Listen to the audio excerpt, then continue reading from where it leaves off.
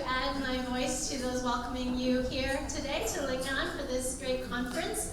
I'm Professor Grace Chow. I'm the head of the Music and Performing Arts Unit here.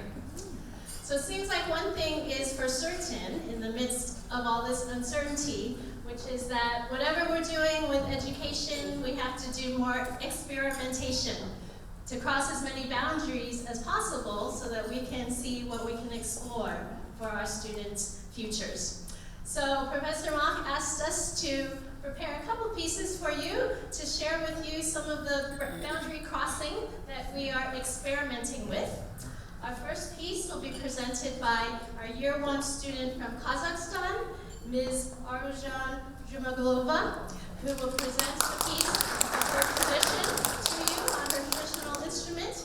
We're very lucky to have her. And then secondly, we will have a piece called Bach at the Double, performed by Ms. Ann, Mr. King, Mr. Rocky, and their teacher, Professor Yip Kim Ho.